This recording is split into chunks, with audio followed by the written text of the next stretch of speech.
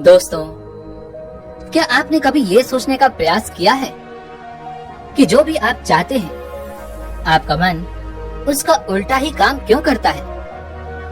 आप खुद से ये संकल्प लेते हैं कि आज से मैं सारे बुरे काम छोड़ दूंगा, लेकिन आपका मन बार बार उन्हीं बुरे कर्मों की ओर आपको खींच ले जाता है।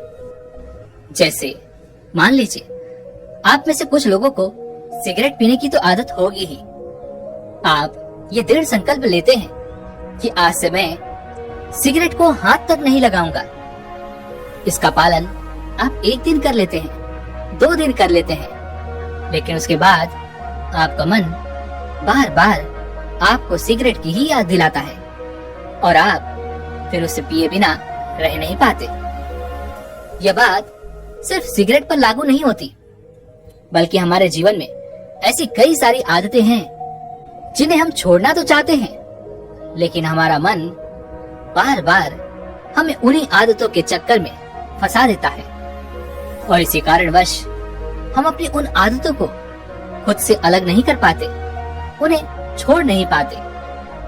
लेकिन अगर हम लगातार प्रयास करें, अपने मन के दृष्टा बन जाएं, अर्थात अपने मन के साक्ष्य बन जाएं, तो हम अपने मन की चाल को समझ सकते हैं, अपने मन की चाल को पकड़ सकते हैं और अपने मन की उन चालों को हम परिवर्तित भी कर सकते हैं। और एक बार यदि आप अपने मन की चाल को समझना सीख गए, उसे पकड़ना सीख गए, तो आप किसी भी आदत के गुलाम नहीं रह जाएंगे।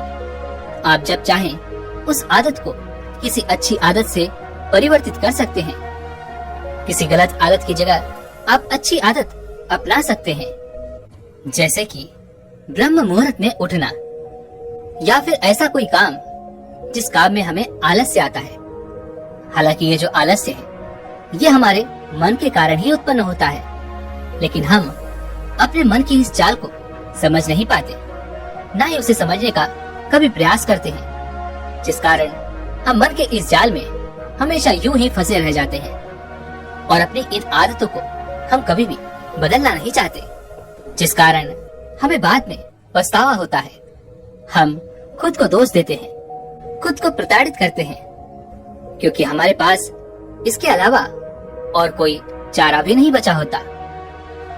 तो आज की जो बहुत कहानी मैं आपको सुनाने जा रहा हूँ, इस कहानी के माध्यम से आप ये समझ सकते हैं क्यों हमारा मन हमें अपने आलस्य के इस जाल में फंसा कर रखता है, क्यों हम अपने मन के इस जाल को समझ नहीं पाते, क्यों हम इसे पकड़ नहीं पाते और क्यों हम अपने मन के इस जाल में निरंतर फंसे रहते हैं और यहाँ से निकलने का हम प्रयास तक नहीं करते। बहुत समय पहले की बात है, एक छोटा सा राज्य था। उस राज्य में एक गुरुवर अपनी कुटिया बनाकर रहा करते थे। उनके साथ उनके कई सारे शिष्य भी वहीं पर शिक्षा ग्रहण किया करते थे। उन्हीं सभी शिष्यों में से एक शिष्य ऐसा था जो केवल अपनी बातें करता था।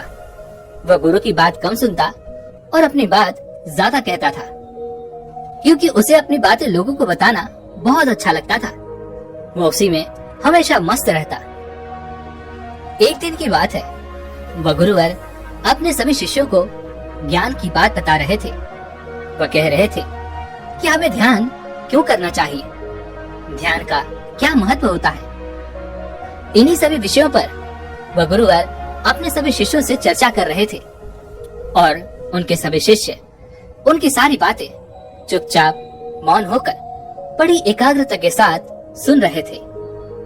वह गुरुवर अपने सभी शिष्यों से कह रहे थे कि आप किसी भी प्रकार का ध्यान क्यों ना करें, आपको उस ध्यान की गहराई में उतरने के लिए अपने भीतर प्रेम जागृत करना होगा। आपको निरंतर अपने मन का निरीक्षण करते रहना होगा कि आपके मन में किस प्रकार के विचार आ रहे हैं और किस प्रकार के विचार जा रहे हैं। वह गुरुवर अपनी बात पूरी कर पाते उससे पहले ही वह शिष्य बीच में बोल पड़ा, हे गुरुवर, क्षमा कीजिएगा, लेकिन मैं बहुत दिनों से अध्ययन कर रहा हूँ, मैं बहुत दिनों से ध्यान करने का प्रयास कर रहा हूँ, पर मैं ध्यान कर ही नहीं पा रहा। मैं अपने मन का निरीक्षण कर ही नहीं पा रहा। मैं अपने आने जाने वाले सभी विचारों को ध्यानपूर्वक देखता हूँ, उनकी गहराई में उतरने का प्रयास भी करता हूँ, उन्हें समझने का प्रयास भी करता हूँ। लेकिन उसके बावजूद भी मेरे मन की इन आदतों में किसी प्रकार का कोई बदलाव नहीं हो रहा। ऐसा क्यों गुरुवर? मैं हर रात रोज यही सोचकर सोता हूँ कि मुझे सुबह ब्रह्म मुहूर्त में उठना है, लेकिन हमेशा की तरह मैं हर सुबह देरी से ही उठता हूँ। मैं हमेशा यही सोचता रहता हूँ कि जब मैं सुबह ब्रह्म मुहूर्त में उठूंगा तो ध्यान करूंगा, अपने मन में आने वाले विचारों को ध्यान से देखूंगा, उन्हें समझूंगा और उन्हें बदलने का प्रयास करूंगा। लेकिन ऐसा कुछ भी नहीं हो पाता। और इस विषय में मैंने अपने साथी मित्रों से भी बात की है, लेकिन उनके पास भी इस सवाल का कोई जवाब नहीं है। और मैंने तो यहाँ तक भी देखा है कि इस आश्रम में कोई भी एक दूसरे से बात तक नहीं करता। सभी लोग एकांत में रहते हैं, चुपचाप रहते हैं, कोई चर्चा नहीं होती। किंतु हे गुरुवर, मेरा एक प्रश्न है, यदि ऐसा ही चलता रहा तो हम भला अपने मन की बातों को कैसे समझ पाएंगे? हम ये कैसे जान पाएंगे कि हमारा मन हमसे क्या चाहता है? जब हम एक दूसरे से बातें ही नहीं करेंगे, हमें एक दूसरे के विचार पता ही नहीं चलेंगे, तब तक हम अपने मन की इन बातों को कैसे जान पाएंगे, कैसे समझ पाएंगे? इसलिए हे गुरुवर, मेरी आपसे विनती है कि मेरे सभी साथी शिष्यों को कहिए कि वे लोग इस विषय पर चर्चा किया करें, एक दूसरे से बातें किया करें। कम से कम वो इतना तो अवश्य बात करें कि आखिर उनके मन में क्या विचार आते हैं, और जब वह ध्यान करते हैं तो उस वक्त वो क्या महसूस करते हैं, और ध्यान के बाद उनके अंदर क्या बदलाव आता है। इस पर वह गुरुवर अपने उस शिष्य से कहते हैं, आखिर तुम दूसरों के मन की बात जानकर क्या करोगे? उससे भला तुम्हें क्या लाभ होगा? तुम्हें तो अपने मन का निरीक्षण करना है, और उसके लिए तुम दूसरों के मन के विचार क्यों जानना चाहते हो? दूसरों के मन में कई प्रकार के विचार आते होंगे, उससे तुम्हारे मन का क्या लेना देना? इससे तुम्हें क्या लाभ होगा? क्या तुम इस प्रश्न का उत्तर दे सकते हो? इस पर वह शिष्य शांत हो गया और मन ही मन यह सोचने लगा कि आखिर गुरुवर भी तो ठीक ही कह रहे हैं। अगर मुझे मेरे मन का निरीक्षण करना है तो मुझे अपने मन को देखना होगा, अपने मन को समझना होगा। आखिर मैं दूसरों के मन की बात जानकर क्या करूंगा? और यदि मान लो कि मैंने अपने मन की बात दूसरों को बता भी दी, तो भी इससे मेरा क्या लाभ? मैं इससे अपने मन की बातों को तो नहीं समझ पाऊंगा और ना ही उन्हें बदल पाऊंगा। वह शिष्य अपने ही प्रश्न में पूरी तरह से उलझ चुका था। उसके पास अपने गुरु के इस प्रश्न का कोई उत्तर न था, लेकिन फिर भी वह शिष्य अपने आप को सर्वश्रेष्ठ साबित करना चाहता था। इसलिए वह अपने गुरु से कहता है, हे गुरुवर, यदि हमें दूसरों के मन की बात पता चल जाए, यदि हमें ये पता चल जाए कि वह किस तरह से ध्यान करते हैं, किस तरह से अपने मन का निरीक्षण करते हैं, वो किस तरह से जान पाते हैं कि आखिर उनके मन में क्या चल रहा है, और वह किस तरह से अपने मन के सभी विचारों पर लगाम लगा पाते हैं, तो इससे मुझे और बाकी सभी शिष्यों को बहुत मदद मिलेगी। जब भी हम ध्यान करने बैठेंगे तो हम भी उसी प्रकार ध्यान कर पाएंगे, उसी प्रकार मन का निरीक्षण कर पाएंगे, और उसी प्रकार मन के सभी विचारों पर लगाम लगा पाएंगे। इससे न केवल मेरा बल्कि यहाँ पर उपस्थित सभी शिष्यों का बहुत फायदा होगा। इस पर वह गुरु मुस्कुराने लगे और अपने उस शिष्य से कहते हैं, चलो ठीक है, मैंने मान लिया कि यहाँ पर उपस्थित सभी शिष्यों में से एक शिष्य ऐसा है जो गहरे ध्यान में उतर सकता है, उसे ध्यान करना आता है, वह अपने मन का निरीक्षण करना भी जानता है, वह यह भी जानता है कि उसके मन में किस प्रकार के विचार उत्पन्न हो रहे हैं और वह किस प्रकार अपने मन को काबू में कर सकता है, किस प्रकार वह अपने मन के सभी विचारों पर लगाम लगा सकता है। और मान लो कि उसने तुम्हें यह सब बता भी दिया, तो तुम यह सब जानकर क्या गहरे ध्यान में उतर पाओगे? यदि तुम ऐसा सोचते हो तो तुम सबसे बड़े मूर्ख हो, क्योंकि यदि तुम इस प्रकार की प्रक्रिया करोगे तो तुम अपने ही मन के बनाए हुए जाल में बुरी तरह से फंस जाओगे और फिर वहाँ से निकलना तुम्हारे लिए नामुमकिन हो जाएगा। यदि तुम्हें ये पता चल गया कि कोई शिष्य किस प्रकार ध्यान में उतरता है, तो तुम्हारा मन केवल उसी प्रक्रिया पर काम करेगा और तुम वर्तमान में होकर भी अपने मन की मनोदशा को समझ नहीं पाओगे, बल्कि तुम्हारा मन तो केवल उसी प्रक्रिया में उलझा रहेगा कि आखिर वह शिष्य इसी प्रक्रिया से ध्यान में उतरता है और मैं उस प्रक्रिया का इस्तेमाल करके ध्यान में क्यों नहीं उतर पा रहा। तुमने तो अपने मन को एक काम दे दिया है कि उस प्रक्रिया का इस्तेमाल करके गहरे ध्यान में उतरना है, लेकिन तुमने तो अपने मन को काम दिया है और अब से तुम्हारा मन तो केवल उसी काम पर लगा रहेगा और देखते ही देखते तुम भी उस काम में सम्मिलित हो जाओगे, तुम भी उस काम से जुड़ जाओगे। तो अब तुम मुझे ये बताओ कि ऐसी अवस्था में तुम अपने मन का निरीक्षण भला कैसे कर पाओगे। तुम्हें तो अपने मन का निरीक्षण करना था, लेकिन तुम तो खुद ही अपने मन के साथ उस काम में जुड़ चुके हो, उस काम में सम्मिलित हो चुके हो। अब ऐसे में तुम अपने मन का निरीक्षण कैसे करोगे, अपने मन के अंदर आने वाले विचारों का निरीक्षण कैसे कर पाओगे।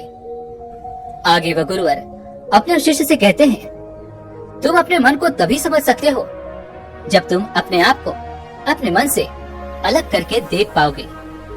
अपने मन की चालों को दूर खड़े होकर उस पर नजर रखो, उसे समझने का प्रयास करो, तभी तुम अपने मन का सही तौर पर निरीक्षण कर पाओगे। फिर तुम्हारे मन के अंदर आने वाले विचार चाहे किस विषय की भी हो, चाहे किसी प्रकार के भी हो, तुम्हें उन्हें दूर खड़े होकर देखना होगा, समझना होगा, तभी तुम अपने मन पर काबू पा सकोगे। अन्यथा यदि तुम अपने मन के साथ जुड़ गए तो तुम अपने मन को कभी भी समझ नहीं पाओगे। तुम उसके साथ ही काम में जुट जाओगे, तुम उसके साथ सम्मिलित हो जाओगे। जिस प्रकार तुम कोई कार्य करते हो तो तुम्हारा मन भी उस कार्य में जुड़ जाता है, ठीक उसी प्रकार तुम भी उसके साथ जुड़ जाओगे। जिस प्रकार जब तुम अपने विचारों को समझने का प्रयास करते हो तो तुम अपने विचारों के साथ जुड़ जाते हो और अपने विचारों में ही खोकर बहते चले जाते हो। इस बात का अनुभव तो तुमने किया ही होगा। इस पर वह शिष्य तुरंत ही हाँ में सर हिलाते हुए कहता है, हे गुरुवर, आप सही कहते हैं। जब भी मैं ध्यान करने बैठता हूँ, जब भी मैं ये सोचकर बैठता हूँ कि मैं आज अपने मन का निरीक्षण करूंगा, अपने मन के अंदर आने वाले सभी विचारों को देखूंगा, तो मैं देखते ही देखते अपने उन विचारों में खो जाता हूँ, उसमें बहता हुआ चला जाता हूँ। और कुछ समय बाद जब मुझे ये ध्यान आता है कि मैं तो अपने मन के सभी विचारों का निरीक्षण करने बैठा था, तब मैं वापस एक बार यह कोशिश करता हूँ कि मैं अपने मन के सभी विचारों का निरीक्षण कर पाऊँ, उन्हें देख सकूं, उनका दृष्टा बन जाऊं। लेकिन देखते ही देखते कुछ ही समय के बाद मैं एक बार फिर से अपने सभी विचारों में खो जाता हूँ और इसी प्रकार फिर एक बार बहता हुआ कहीं और चला जाता हूँ। तभी वह गुरुवर अपने सभी शिष्यों से कहते हैं, जिस प्रकार एक क्रोधित व्यक्ति अपने क्रोध का निरीक्षण नहीं कर पाता, अपने क्रोध को समझ नहीं पाता, अपने क्रोध को देख नहीं पाता और वह अपने उन विचारों के साथ जुड़ जाता है, वह अपने गुस्से को ही अपना अस्तित्व मानने लगता है। और यही कारण है कि वह यह कभी नहीं देख पाता कि वह क्रोध आखिर उसके जीवन पर क्या प्रभाव डाल रहा है और उसका क्रोध उसके मन को किस प्रकार प्रभावित कर रहा है। और जब वह क्रोध से बाहर आएगा तब उसे अपनी बातों पर पछतावा होगा, अपने किए हुए पर पछतावा होगा। लेकिन फिर भी वह अपने मन की इस जाल को समझ नहीं पाएगा, वह अपने मन की इस चालाकी को देख नहीं पाएगा, क्योंकि उसके पास ये कला है ही नहीं कि वह अपने आप को अपने क्रोध से अलग करके ये देख पाए, ये समझ पाए कि क्रोध उसके जीवन पर, उसके मन पर किस प्रकार प्रभाव डाल रहा है। और इसी चीज के लिए तरह तरह के अभ्यास बने हुए हैं, ताकि तुम उसके निरंतर अभ्यास से अपने आप को अपने मन से अलग करके ये देख पाओ, ये समझ पाओ कि तुम्हारा मन तुम्हें किस तरह से अपने जाल में फंसा रहा है और तुम किस तरह से उसके बुने हुए जाल में फंसते चले जा रहे हो। इन अभ्यासों के निरंतर अभ्यास से तुम ये देख सकते हो कि तुम्हारे मन का असली स्वरूप क्या है। और जब तुम निरंतर अभ्यास से ये सारी चीजें देख पाते हो, समझ पाते हो, तब तुम्हें एहसास होता है कि असली वास्तविकता क्या है। और तब तुम्हें यह भी पता चलता है कि हमारे मन में ये जो आने वाले विचार हैं, ये तो आने जाने वाले हैं, लेकिन चेतना वो हमेशा इंसान के साथ ही रहती है और हमारी चेतना उसे हमेशा देख रही होती है और वह हमेशा जीवित रहती है। वह कभी नहीं मरती, वह नित्य है और हम उसे ही चेतना कहते हैं। चेतना कभी किसी चीज से बंधी नहीं हुई होती।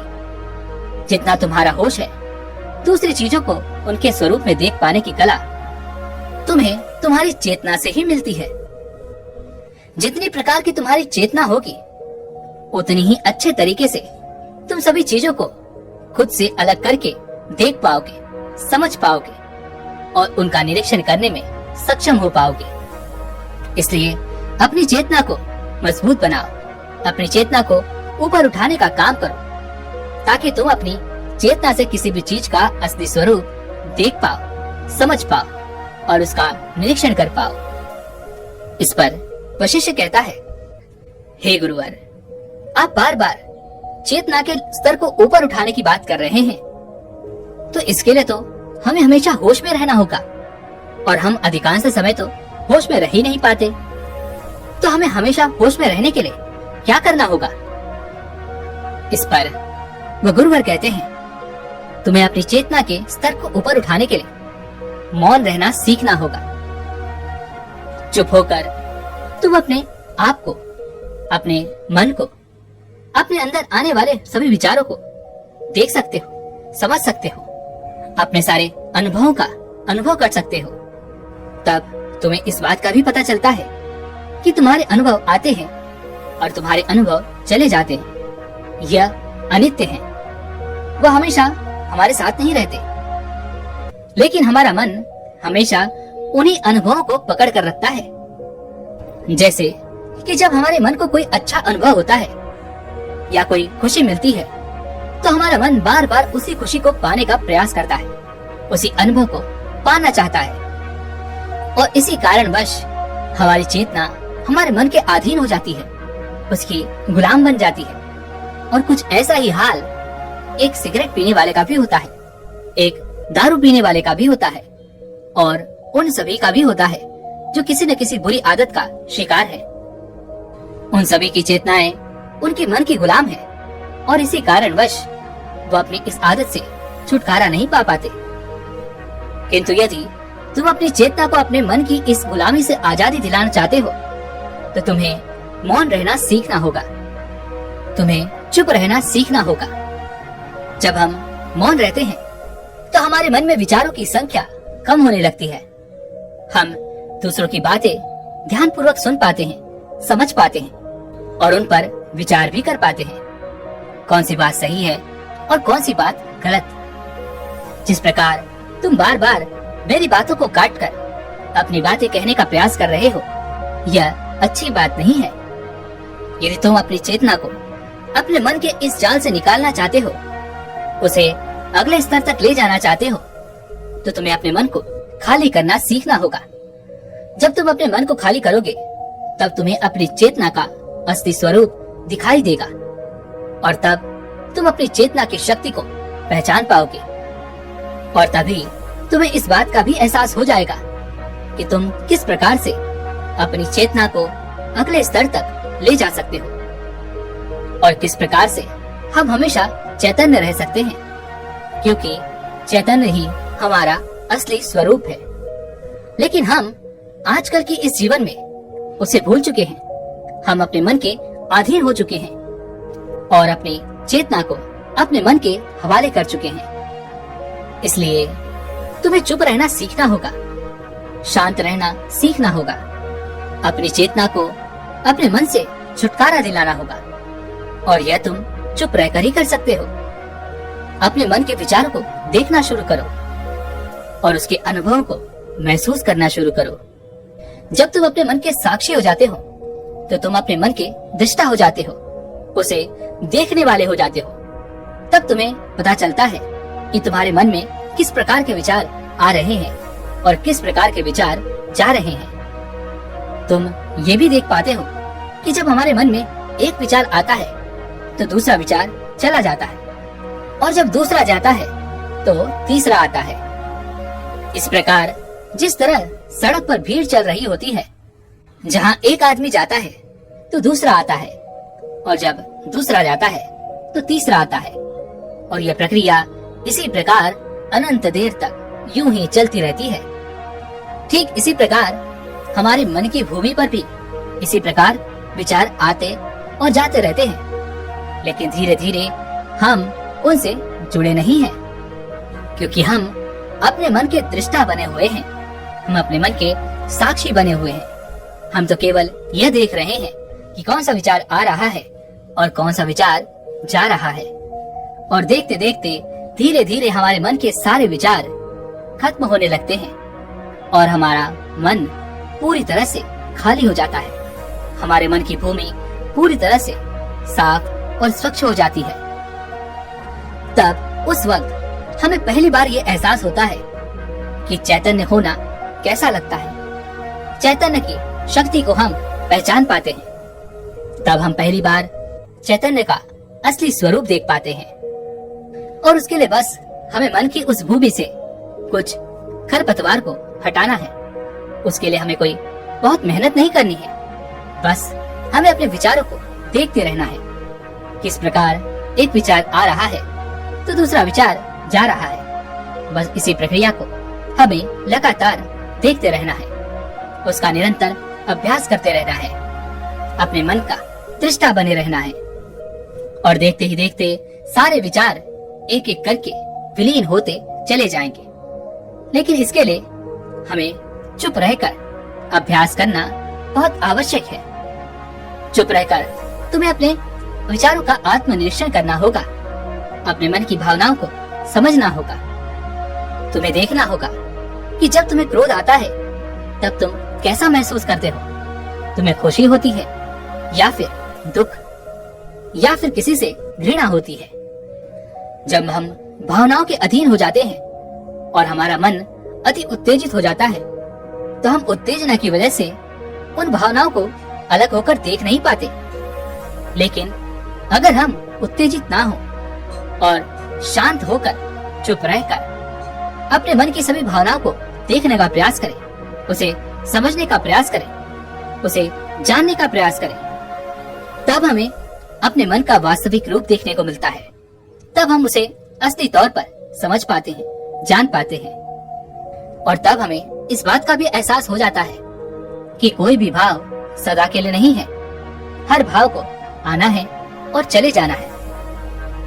जिस प्रकार हमारे जीवन में खुशियां जाती हैं तो दुख आता है, दुख जाता है तो खुशियां आती हैं। ठीक उसी प्रकार हमारे मन के भाव भी होते हैं। जहाँ पर एक भाव उत्पन्न होता है तो उसके खत्म होने पर हमारे मन में दूसरा भाव भी उत्पन्न होता है। हम इन सभी बातों की वास्तविकता को देखने लग जाते हैं, इन सभी बातों को अच्छी तरह से समझने लग जाते हैं, और सारे भाव एक एक करके हमारे मन में ही विलीन होने लगते हैं, और सिर्फ एक प्रेम, एक आनंद हमारे अंदर बच जाता है, और उसे ही हम परमानंद कहते हैं। और यही हमारा असली स्वरूप है। इसलिए तुम्हें चुप रहकर अपने अभ्यास पर काम करना होगा। तुम्हें दूर खड़े होकर अपने मन की चाल को देखना होगा, समझना होगा, उसे निरीक्षण करना होगा, और देखते ही देखते तुम्हारे मन के सारे विचार यूं ही विलीन होते चले जाएंगे। और जब तुम्हारे मन में किसी प्रकार के कोई विचार नहीं बचे होंगे तब तुम्हारा मन किसी भी काम में बड़ी आसानी से लग जाएगा। हर काम को हम ध्यान बना सकते हैं, हर काम में हम ध्यान में प्रवेश हो सकते हैं। जब तक हमारा मन हम पर हावी होता है तब तक हम ध्यान में कभी प्रवेश नहीं हो सकते, क्योंकि जब तक हमारा मन ही नहीं राजी होगा तब तक हम ध्यान कैसे कर सकते हैं। इसलिए सबसे पहले हमारे मन का राजी होना अति आवश्यक है। और यह प्रक्रिया हर एक काम में लागू होती है। लेकिन एक बार हमारे मन के सारे विचार विलीन हो जाते हैं तो हम किसी भी कार्य में पूरी मन लगाकर किसी भी कार्य को पूरा कर सकते हैं और हर काम में ध्यान लगा सकते हैं और ध्यान ही हमारा असली स्वरूप बन जाता है और फिर वही हमारी चेतना भी बन जाती है। यह सब सुनकर वहाँ पर उपस्थित सारे शिष्य बड़े प्रसन्न हुए और वे सभी मुस्कुरा रहे थे। तभी उन गुरुवर ने अपने सभी शिष्यों को चेतावनी देते हुए कहा, यहाँ पर उपस्थित सभी शिष्य जो इस समय प्रसन्न हो रहे हैं, ये भी उनके मन का एक भाव है जिस कारण वो प्रसन्न हो पा रहे हैं, हंस रहे हैं। लेकिन हर वक्त हर समय तुम्हें ये सारी बातें सुनने और समझने को नहीं मिल पाएंगी और उस वक्त तुम अपने आप को बहुत छीण महसूस करोगे और उस वक्त तुम प्रसन्न नहीं रह पाओगे। इसलिए यदि तुम्हें असली आनंद की खोज है, ऐसी प्रसन्नता तुम सदैव के लिए हासिल करना चाहते हो जो कभी ना मिटे, तो तुम्हें शांत होकर, मौन होकर, भावना रहित होकर अपने विचारों और अपनी भावनाओं को देखना शुरू करना होगा। उसके बाद तुम्हें खुद ही महसूस होगा कि हमारी चेतना शाश्वत होती है, वह कभी नहीं मरती और बाकी सभी चीजें अनित्य हैं। उनका एक न एक दिन खत्म होना तय है। वे सभी मर जाएंगे, पीछे छूट जाएंगे और कोई भी चीज इस संसार में शाश्वत नहीं होती सिवाय हमारी चेतना की। जब हमारा शरीर प्राण छोड़ता है तो हमारे शरीर से सबसे पहले हमारी चेतना ही निकलती है, इसलिए चेतना कभी नहीं मरती। आगे वह गुरुवर अपने सभी शिष्यों को निर्देश देते हुए कहते हैं, आज और अभी इसी वक्त हम ध्यान करेंगे। ध्यान करते वक्त हम अपने मन से अलग होकर अपने मन के सभी विचारों को देखेंगे, उन्हें समझेंगे, उनका निरीक्षण करेंगे। किंतु याद रहे, हमें अपने विचारों के साथ सम्मिलित नहीं होना है, उनके साथ जुड़ना नहीं है। हमें तो केवल अपने सभी विचारों पर ध्यान देना है, अपने मन का साक्षी बनना है, दृष्टा बनना है, ताकि हम अपने मन के सभी विचारों को देख सकें, समझ सकें, उन पर विचार कर सकें। और आज से तुम सभी को इसका निरंतर अभ्यास भी करते रहना होगा। इतना कहकर तो गुरुवर शांत हो गए और उन्होंने अपने सभी शिष्यों को ध्यान करने का आदेश दिया। दोस्तों, उम्मीद है कि आपने आज की इस वीडियो से जरूर कुछ न कुछ सीखा होगा। तो इस वीडियो को लाइक और अपने दोस्तों के साथ शेयर करना ना भूलें और हमें ऐसे ही सपोर्ट करने के लिए चैनल को सब्सक्राइब और घंटी बटन को भी जरूर दबा दें। तो चलिए मिलते हैं इसी और वीडियो में, तब तक के लिए अपना ख्याल रखें। धन्यवाद।